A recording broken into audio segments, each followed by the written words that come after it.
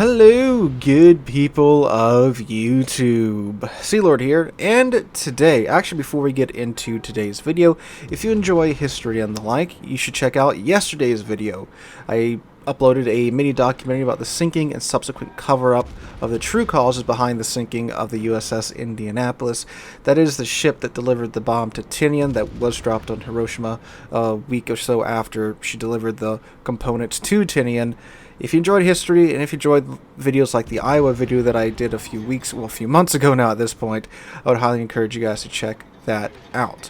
But on to today's video, the top 5 lines that are 100% worth grinding, in my opinion at least. These are 5 lines that if you ask me, are they worth grinding, I would say absolutely. And these are a lot of the lines that I do recommend players grind when they come to me asking about, hey, I'm interested in XYZ, what do you think I should check out? These are among my 5 most highly recommended lines overall in general. They're a fun grind up and down the line in most cases, or the tier 10 is well worth the time. If you do find yourself enjoying this video, please make sure to drop a like and leave a comment. It helps out on the YouTube side of things. Gotta finesse the algorithm today. But anyway, let's go ahead and get on into it with number 5, which is the French destroyer line. If you watch my Gdansk review, which was Saturday's video, you would have heard me say that I very much enjoy the French DDs, and lo and behold, here they are.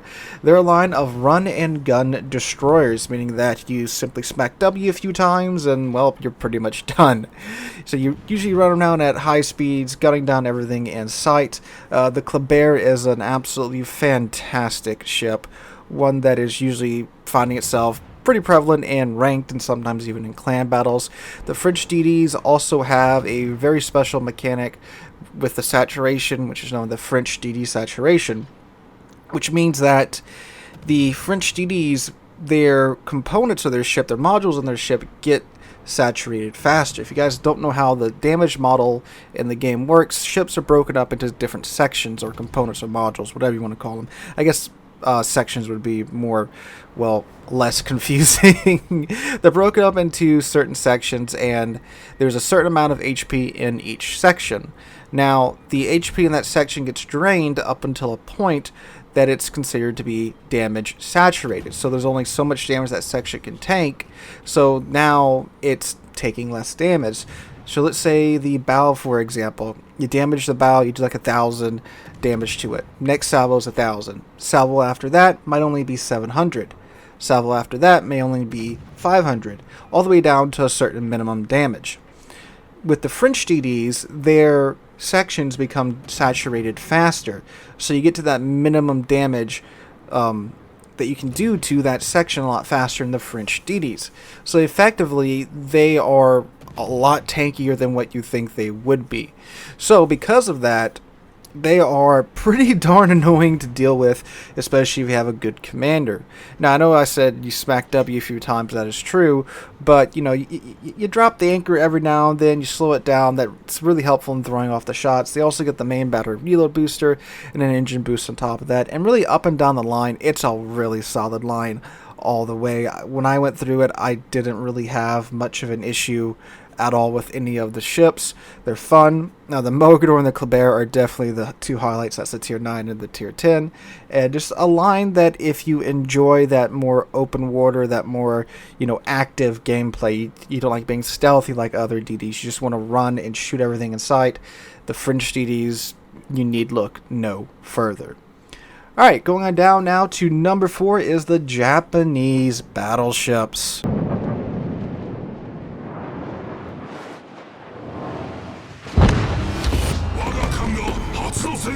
Do I need to say more after that? Yamato is the tier 10. It's an amazing ship. Stood the test of time. One of the 2 oldest battleships in this game. With the Yamato, you get the 18.1-inch guns, which gives you the ability to overmatch 32 millimeters of armor. 32 millimeters of armor is the last major armor threshold in the game, so you don't even really worry about the other battleships that you're shooting at. You can probably pin their section of armor that you're aiming at. Of course, too, you get the legendary module on the, well, they're called unique upgrades now. I keep forgetting that. You get the unique upgrade for the Yami, and you got yourself a wonderful battleship there. And that's just the Yamato. The rest of the line's really great, too. There's really no down on the line. I think the lowest point would maybe be maybe the Izumo. The Izumo's the tier 9. And she has been buffed quite a bit since her original days. The Japanese battleship line, the way it usually works is that at your tier, you have one or two things going for you. You either have a large number of normal size guns for that tier. So, let's say we're talking about the Amagi. The Amagi is the tier 8. You have 10 16-inch guns at tier 8. Those are pretty decently sized guns for tier 8. Most battleships at that tier have something around that, but they typically don't have like 10 of them, but the Amagi does. And then you have, well, the Yamato. You have 9 18-inch guns. Those are some big guns for that tier. So, you have one of two things there. But the Izumo back in the day had 9 16-inch guns, which at tier 9, that's not great, not terrible, it's just kind of okay. And she had some pretty miserable deck armor that could be easily farmed down by most light cruisers, or most cruisers in general could easily farm the Izumo's deck down. Her guns were very frustrating, but since then, they've gotten quite a few buffs going on the Izumo, and she's really, really comfortable to play now, and I've done 1 or 2 videos looking at her in depth. So, again, other than that, the rest of the line, the Amagi is great. The Fuso is... I liked it. Some don't. I do. Kongo's a fantastic tier 5 battleship. And again, up and down the Japanese battleship line, it's a blast.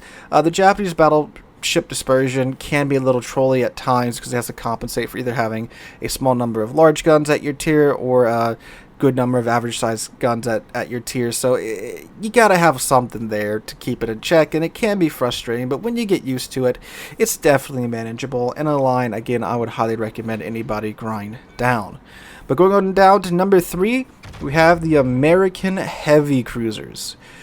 The American heavy cruisers, they are... You would think that they would be pretty outclassed by now, but no. Again, this is another older line that's managed to keep up with the game today. They're a class of cruisers that are very much dependent upon island cover, and with everything that we have today that you would think would prevent island hugging, the airstrikes, submarines, CVs, they're still doing really darn well in today's World of Warships. The Des Moines, especially the tier 10. This line too, not a lot of low points in this line, in my opinion. The Des Moines is definitely well worth the grind. You get a 5-second reload on 8-inch guns with the American Super Heavy AP. This is AP that allows you to hit well above your weight class when you utilize it. So anytime anything's at let's say 12 kilometers or under to you, swap on over to that American Super Heavy AP and make them regret existing. Not to mention, you still get radar, hydro on the Des Moines, and yeah, you don't get any torpedoes, and yes, they do stand up out of the water, and yes, if you do get caught broadside, you're going to have a bad day, but really the guns are, the guns are amazing on these ships. You get in a good position where you have a nice island to your side, or a place where you can be annoying, and you get those guns going, you are going to absolutely rip through whatever it is that you are having to deal with. So, absolutely, the U.S. heavy cruisers, another case of one of the oldest, one of the best lines to go through. Which brings us down to number 2, which is the French battle cruisers, which are one of the newer lines in game. The French battle cruisers, they are fun. If you enjoy Dunkirk, like myself, they're a line of basically stretched out, faster Dunkirks with reload boosters. And the Marseille is absolutely one of the best cruisers in game right now, in my opinion.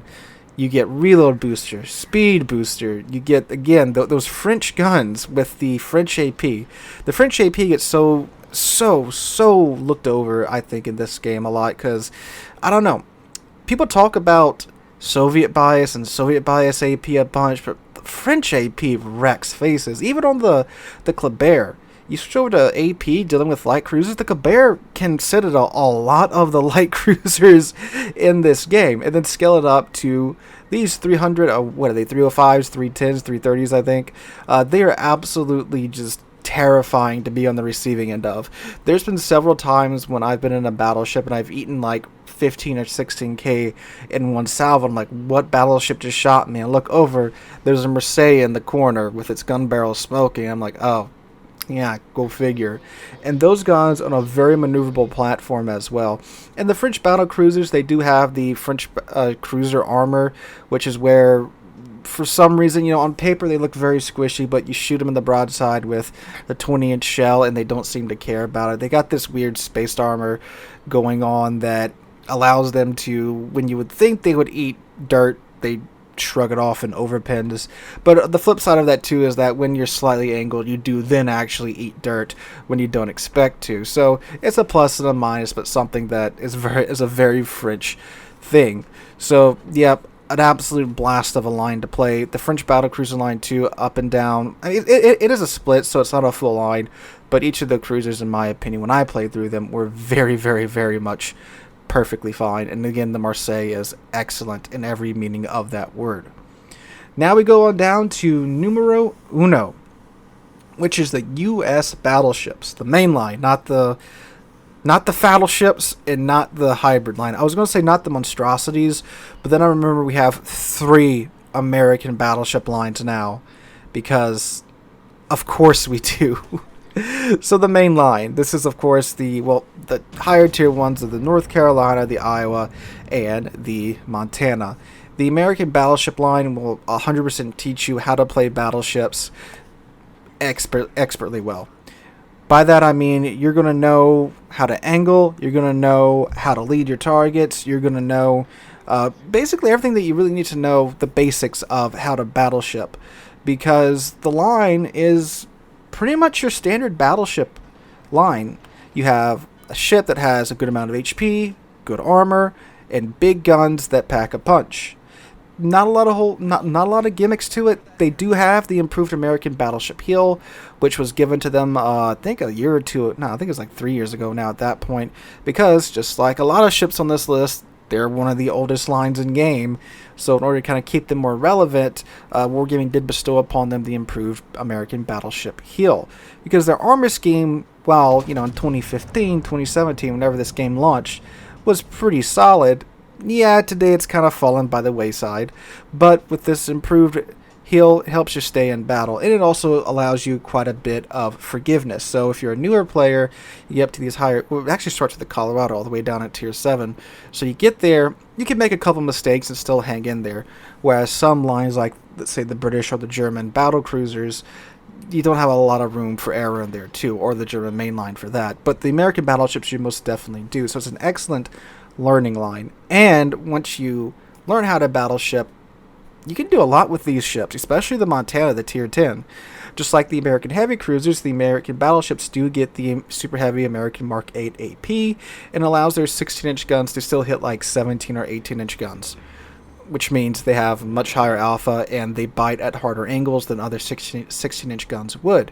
Couple that with the fact that because they do have super heavy AP shells, the shells are flying slower through the air, which means at longer range it is a little bit harder to lead. But when it comes to dealing with cruisers, you will pin them more so than other battleships, because most battleship shells, they're going so fast and they're such big shells that they tend to zip right on through light cruiser armor without arming and detonating. The American battleship shells, because they're going so slow and because of their the arcs at range, they're at a more downward angle, they tend to bite a lot more than overpin. You're still going to get overpins, don't get me wrong, but in a lot of cases where you would have overpinned that ship with any other battleship line, with the American battleship line, you tend to bite into them and really ruin their day. So a great line, again, up and down the line. The only low part I can think of would be the New Mexico. That one is a bit of a slog to get through at tier 6, but Colorado's received quite a few buffs and the improved heel. It's a pretty solid ship in today's World of Warships. North Carolina, in my opinion, is one of the best tier 8 battleships. Iowa's one of the best tier 9 battleships. Montana's one of the best tier 10 battleships, in my humble opinion. So guys, those are my top 5 must-grind lines. Let me know what you guys think about that in the comments down below. Hope you have a wonderful Monday and wonderful rest of your week. If you enjoyed the video, make sure to drop a like, leave a comment, and subscribe to the channel. We're on our way to 50,000 subs, and I cannot thank you guys enough for that. And hope to catch you guys in the next one.